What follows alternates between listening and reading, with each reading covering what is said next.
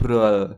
Dan tak lama kemudian Jae-wook mendapat telepon dari seseorang yang menawari uang untuk sebuah pekerjaan. Mereka pun bergegas pergi ke sana secara bersamaan. Lalu di tempat lain, tepatnya di SMA Gichun, di mana SMA ini merupakan salah satu sekolah elit. Di sana ada segerombolan siswa preman sedang berbaris dan salah satunya bernama Jung-il.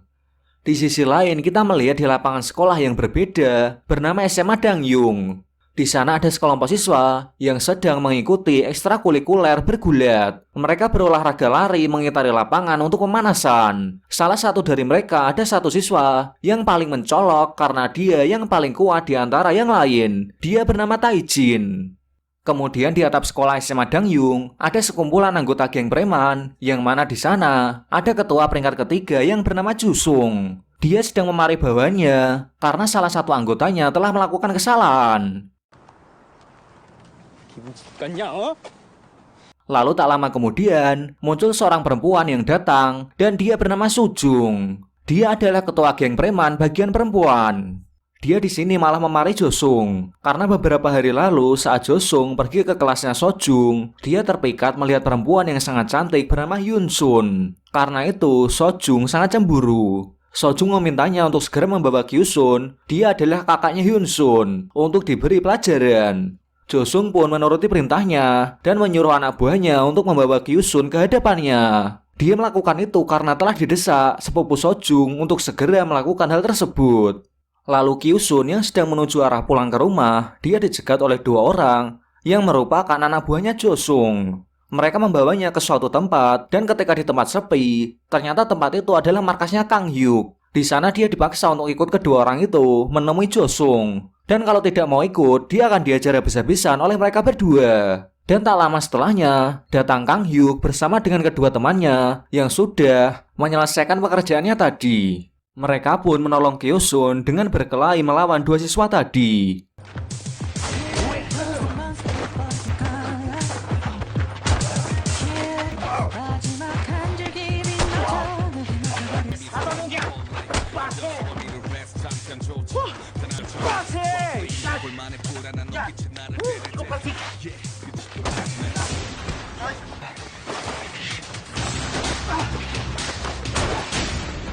Kedua siswa itu kalah dan mereka pun pergi. Kyusun sangat berterima kasih pada ketiganya. Kemudian dia ingin meminta bantuan, namun Kang Hyuk menolak dan menyuruh dia pergi dan jangan sampai terlibat dalam hal kekerasan.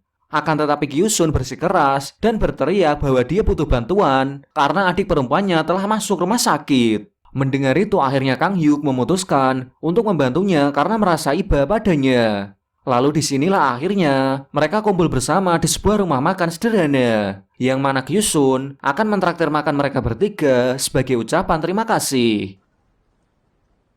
잠깐만, 야 이분이 네 동생? 맞는데 왜? 천암! 여동생 지켜주고 싶다 그랬지. 천암은 걱정할 필요가 없어. Di sini Kyusun menceritakan mengapa dia butuh bantuan mereka. Dia bercerita bahwa adik perempuannya yang bernama Hyunsun, dia bersekolah di SMA yang sama dengannya, dan ternyata dia satu kelas bersama dengan Sojung. Dia dibully oleh Sojung dan teman-temannya di kamar mandi sekolah, dengan dipukul, ditampar, dijambak, dan lebih parahnya Hyunsun dipaksa untuk meminum cairan pembersih toilet dengan alasan telah menggoda Jusung. Mereka semua yang mendengar hal itu merasa emosi dan mereka memutuskan akan membantu Kyusun sampai masalah ini beres. 야 그건 아까 그 새끼가 이상한 채서 그런 거고 진짜로 붙으면 내가 이겨. 아무튼 기천고에는 조강훈이 있거든. Keesokan harinya kedua anak buah yang bertugas untuk membawa Kyusun, mereka melapor namun mereka berbohong dengan mengatakan pada Josung bahwa mereka gagal membawa Kyusun karena telah dihadang oleh segerombolan preman yang tidak memakai seragam SMA. Kedua orang itu berbohong dengan bilang mereka beranggotakan 10 orang yang diduga mereka sudah dibayar oleh Kyusun untuk melindungi dirinya. Mendengar hal itu pun, Josung membiarkan mereka berdua pergi. 무슨 그런 개뻥을 쳐. 나중에 들키면 더 좆되는 거 몰라? 저 새끼 10명 넘는 말 듣고 쪼는 거 못 봤냐? Kemudian Jusung melapor pada sepupunya Sojung dan berakhir dipukul dan dimarahi karena tidak becus mengatasi hal ini. Lalu sepupu Sojung meminta bantuan pada anak berandal di sekolah SMA Gichun karena pada dasarnya mereka ini adalah sekutu. Dan ketua peringkat kedua pun menyetujuinya untuk bekerja sama mengatasi hal ini. 나도 지난해까지 나설 일 아니야. 알겠습니다. Setelahnya, para anggota geng preman SMA Gichun mendatangi markas dan menunggu kedatangan Kang Hyuk. Ada satu siswa yaitu Jung Il. Dia tidak mau berkelahi karena menganggap ini adalah suatu kejahatan. Mendengar itu temannya pun marah dan akan siap memukulnya. 누가 보면 네가 여기 짱인 줄 알겠어. Namun datang Kang Hyuk dan teman-temannya, sehingga perdebatan mereka pun teralihkan. Kemudian mereka saling mengejar satu sama lain. 저 새끼한테 볼 일이 좀 있어가지고 그냥 넘길 생각 없지? 아이 친절하시네. 지금 당장 사라지면 아무 일도 안 일어난다. 시작해 좋아.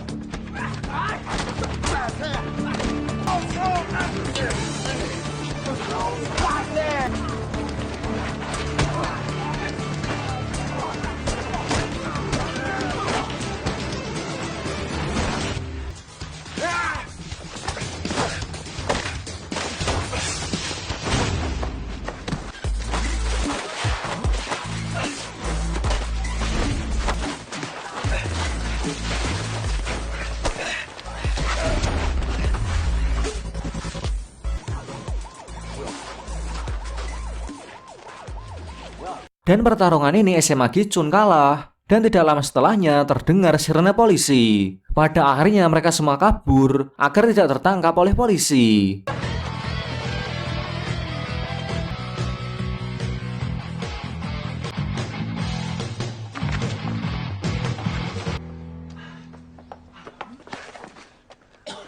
Sesamanya di SMA Gichun, Jong Il pun ditanyai oleh ketua peringkat 1 di SMA Gichun yang bernama Kang Hun. 왜 그랬냐? 죄송합니다. Dia bertanya apakah Jung Il akan tetap bergabung di grup atau keluar. Jung Il pun memutuskan akan keluar dari grup dan mereka pun membebaskannya. 모두 나가봐. Namun dengan liciknya, geng preman itu membuat Jong Il terprovokasi dengan membuli siswa tuli di kelasnya Jong Il. Jong Il yang melihat pembulian itu, dia tidak tahan. Dan pada akhirnya, dia bertarung dengan kelompok preman di sekolahnya.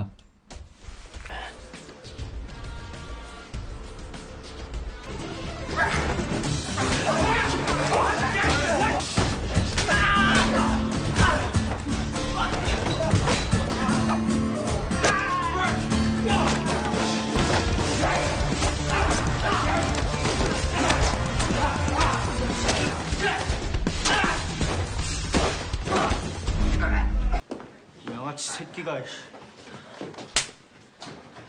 Karena pertarungan tersebut, Jong Il mendapat hukuman yaitu dikeluarkan dari sekolahnya. Setelah mengurus Jong Il, Kang Hun menghubungi ketua peringkat pertama di SMA Dangyung yang bernama Sang Kyu.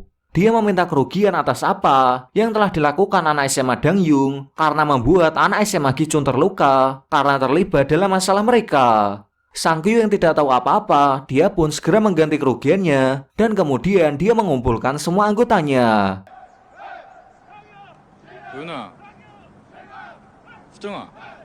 Dan di atap sekolah, Sojung dan sepupunya diajar oleh Sang Kyu karena telah menyebabkan kekacauan tanpa sepengetahuan dirinya.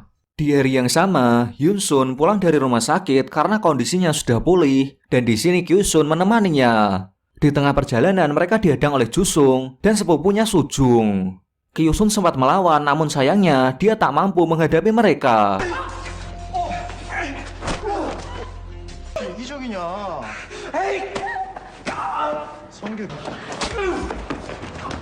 Dan berakhir dibawa ke gedung kosong. Di sana Kyu Sun dipukuli oleh Sang Kyu berkali-kali. Lalu beberapa saat kemudian datanglah Kang Hyuk dan kedua temannya untuk menyelamatkan Kyun Sun. Kang Hyuk mengajar segerombolan orang yang ada di sana.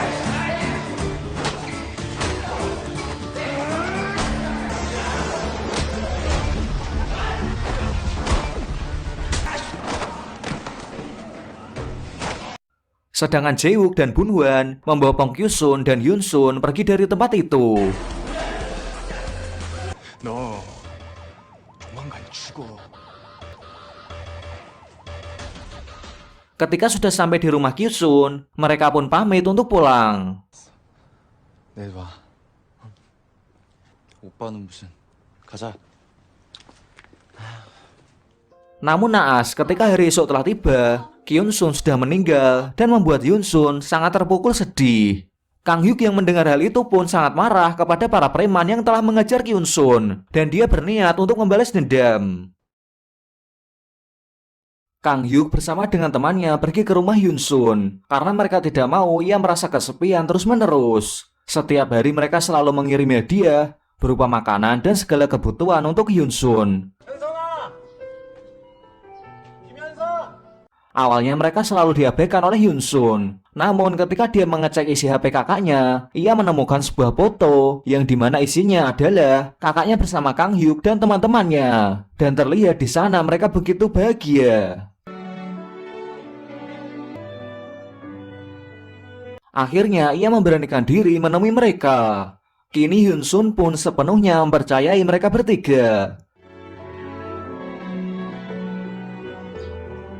Sedangkan di markas Kang Hyuk, Jung Il sedang berdiam diri di sana karena tidak ada tujuan. Dia ingin meluapkan semua rasa emosinya karena ia dendam pada geng preman di SMA Gichun. Dan tak lama kemudian muncul Taejin yang sudah pulang dari kegiatan bergulatnya dan dia melewati markasnya Kang Hyuk. Namun tanpa diduga Jung Il menyerang Taejin.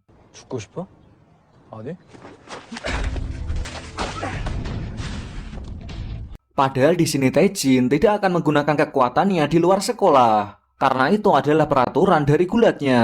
Namun Jung Il yang sedang meluapkan rasa kesalnya terus-menerus menyerang Taejin. Akhirnya mereka pun berselisih dan sampai datang Kang Hyuk untuk memisah mereka berdua. 싫어. Namun yang ada, kini ketiganya malah berkelahi. Sedangkan Hyun Sun, Bun Hwan, dan Jae Wook hanya menonton kekonyolan mereka bertiga. Dan tanpa disadari Hyun Sun dibuat tertawa melihat hal itu. Dan mereka pun menghentikan perkelahian konyol tersebut.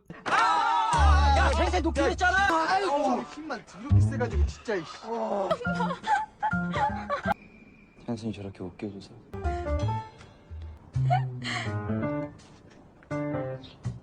Lalu Taejin memberikan surat dari sekolah yang dimana isinya adalah surat bahwa Kyun Sun meninggal karena kecelakaan. Padahal itu adalah berita bohong yang dibuat sekolah dan faktanya Kyun Sun mati karena dipukuli oleh preman sekolah. Kang Hyuk yang mengetahui hal itu, dia pun segera menyuruh Hyun Sun untuk pulang karena menurutnya jika ia mengetahui hal ini, dia pasti akan sakit hati. Setelah Hyun Sun pulang, Kang Hyuk berdiskusi dengan temannya untuk mengejar preman SMA Dangyung. 당연부 일진에 우리가 Dan tak disangka Jung Il memutuskan untuk membantu mereka dengan syarat mereka pun nanti harus membantunya melawan gangster dari SMA-nya yaitu SMA Gichun. Dengan persetujuan tersebut mereka pun mulai menjalankan rencananya. 싫으면 기천도 상대가 되는 거니까. 그거 자살행위야. Kang Hyuk dan Jung Il mendatangi seseorang yang bernama Dong Jae. Dia adalah antena penghubung antara SMA Dangyung dan SMA Gichun. Jung Il tahu kalau Dong Jae adalah seorang informan yang tahu segalanya tentang SMA Dangyung dan SMA Gichun. Karena Jung Il merupakan mantan gangster SMA Gichun. Dong Jae yang awal mulanya tidak mempercayai mereka mencoba menyerang.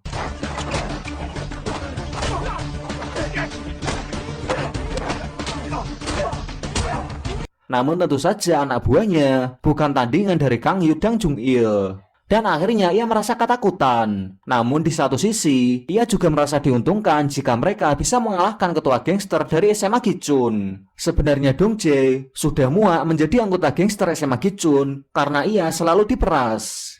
Dong Jae pun memberitahukan semua informasi agar mudah menyerang SMA Gichun dan SMA Dangyung. 어디 있는지 다 이 내 주파수 속에 있다고. 그러니까 Esok harinya terlihat Sang Kyu yang sedang mengganggu seseorang perempuan yang sedang berada di tepi jalan.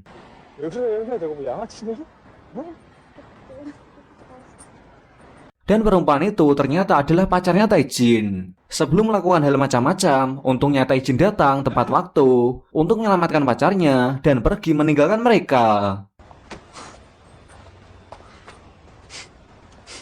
Sang Kyu yang merasa tidak terima bahwa faktanya Taejin adalah adik kelasnya, namun ia berlagak sok jagoan. Dan keesokan harinya, Sang Kyu merencanakan akan membubarkan tim gulat bagaimanapun caranya, karena dia masih tidak terima karena kejadian kemarin. Di sini Sang Kyu menfitnah ketua tim gulat yang membuat sekolah pun mendiskusikan kejadian ini.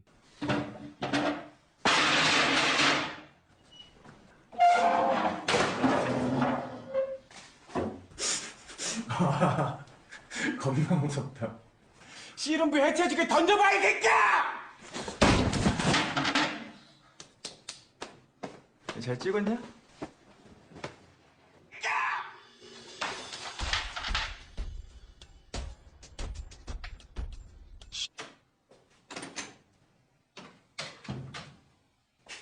아무 잘못 없습니다. 죄송합니다. Pihak sekolah membuat keputusan yang dimana ketua dari ekskul gulat dikeluarkan dari tim gulat. Namun untungnya tim gulatnya tidak dibubarkan karena mereka akan mengikuti perlombaan gulat tingkat nasional. Tapi Sang Kyu dengan liciknya terus mencari cara agar bisa menjatuhkan Taijin. Dia merencanakan hal lain ketika Taijin sedang mengikuti perlombaan. Dia akan mengincar pacarnya Taijin. 씨름부 해체시키자. Di sini Taijin memenangkan perlombaan gulat dan dia menjadi juara.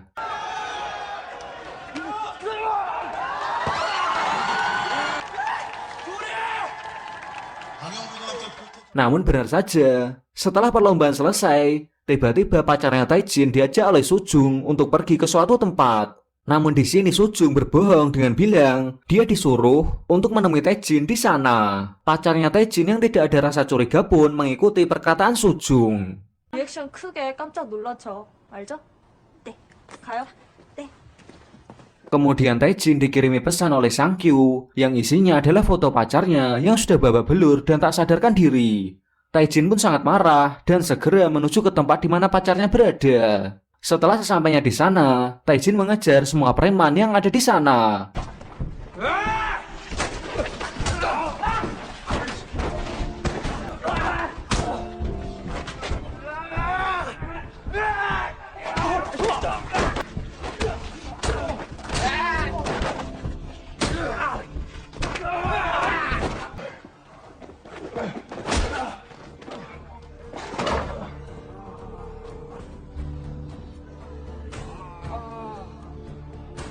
Dia pun sudah tidak mempedulikan peraturan gulat dan dia membuat Sang Kyu babak belur.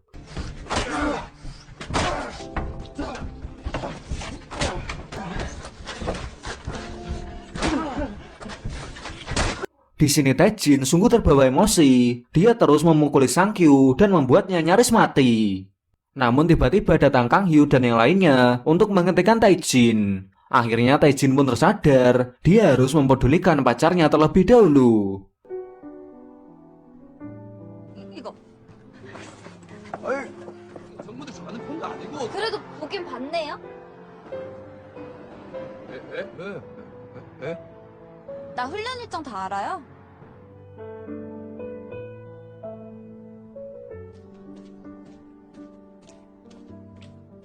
Setelah itu, Hyunsu meminta pertanggungjawaban atas kematian kakaknya dengan mengucapkan permintaan maaf. Dan Sang Kyu pun dengan sisa tenaganya dia mengucapkan maaf, namun dengan asal-asalan. Hal itu tentu saja membuat marah Kang Hyuk dan dia memukulnya hingga pingsan. 2 minggu setelah kejadian itu, kini Taijin dikeluarkan dari sekolahnya dan dia sudah tidak direstui oleh keluarga pacarnya karena dia telah membawanya ke dalam bahaya.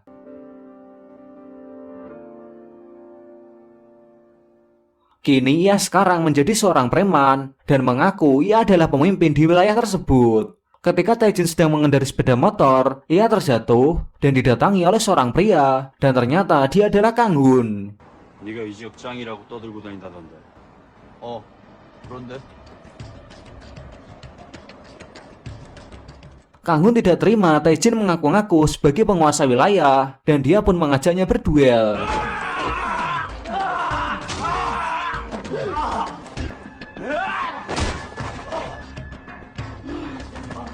Dan duel ini dimenangkan oleh Kang Hun. Setelah kejadian tadi, Taijin pun mendatangi markas dan di sana ada Kang Hyuk dan Jung Il. Mereka sedang merencanakan akan menyerang Kang Hun. Mereka menghubungi Dong Jae dan Dong Jae akan memberitahukan rahasia agar mudah mengalahkannya. Setelah mengobrol dengan Dong Jae, Kang Hyuk memutuskan akan mengurus Kang Hun sendirian.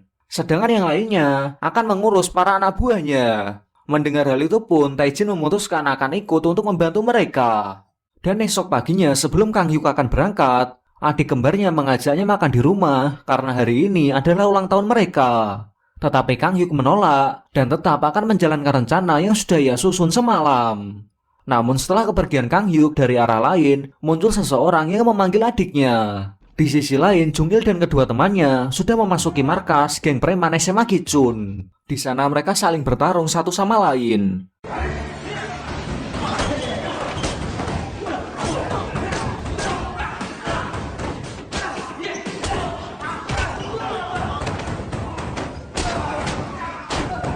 Akan tetapi lama-kelamaan mereka kewalahan karena mereka cuma bertiga sedangkan lawannya sangat banyak. Ketika mereka sudah hampir kalah, datanglah Taejin yang terlambat akibat motornya yang mogok. Dia pun langsung menghabisi sisanya.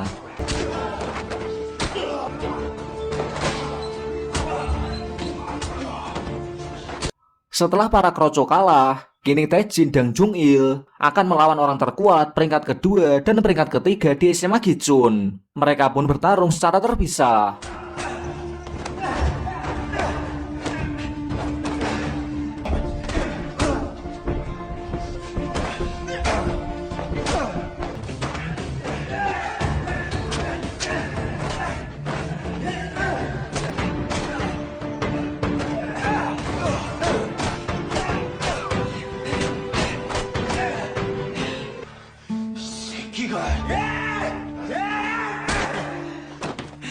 Pada akhirnya mereka pun berhasil memenangkan pertarungan tersebut. Di tempat lain sesuai dugaan Dong Jae bahwa Kang Hun akan muncul dari arah belakang gedung. Di sana sudah ada Kang Hyuk yang sudah menunggu kedatangannya. Dan sekarang hanya ada mereka berdua. Di sini mereka berduel dengan diiringi hujan yang sangat deras.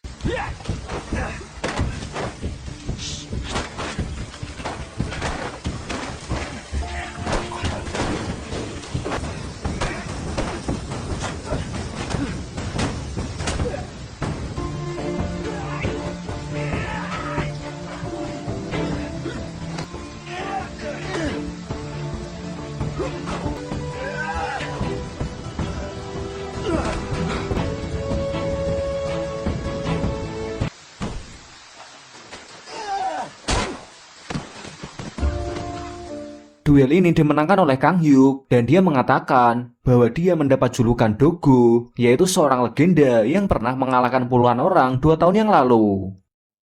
Setelah berhasil mengalahkan Kang Hun and the Gang, mereka semua kembali ke markas dan di sana Hyun Sun menghubungi mereka dan dia memberi ucapan selamat ulang tahun untuk Kang Hyuk.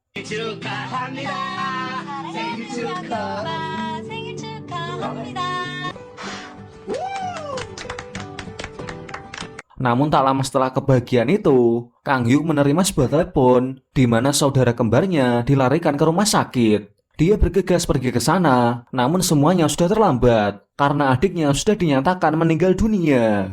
Berdasarkan informasi, adiknya dipukuli oleh seseorang hingga meninggal.